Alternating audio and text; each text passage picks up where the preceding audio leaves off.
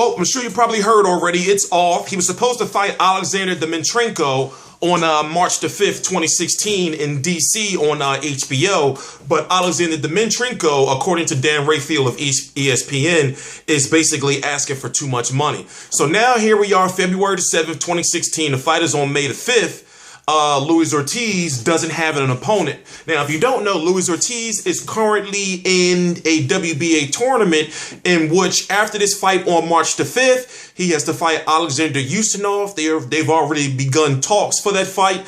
Alexander Ustinov is a very good fight for him. Then the winner of that fights the winner of Vladimir Klitschko versus a Tyson Fury, whatever may come first, whether it's the WBO title, mandatory, or the WBA, because remember, it's going to be for an undisputed championship.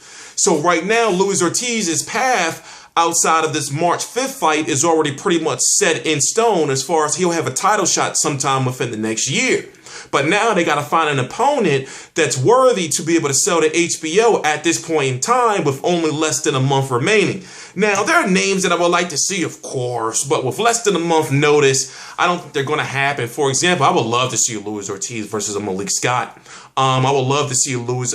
I mean, maybe they should call up a Tony Thompson and see what he's doing. Remember, he had the fight, which he lost his last fight against Malik Scott. But at this point in time right now, they need some type of name, you know, and also somebody that'll be able to put on a good show against Luis Ortiz. And right now, it's just not looking like they're going to be able to find somebody, you know, that I may know of, or the average fan may know of, at this short period of time.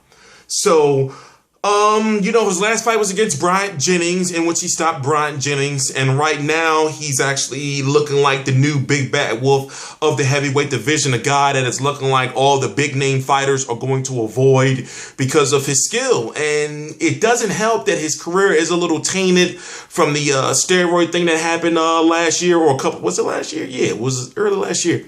You know, against Latif Keoti. But right now, you know, he's a good, solid boxer. As long as he's clean, I'm riding with him. And it's looking like all the boxers that he's fighting with are going to be asking him to take VADA testing from this point on, unless they're dirty themselves.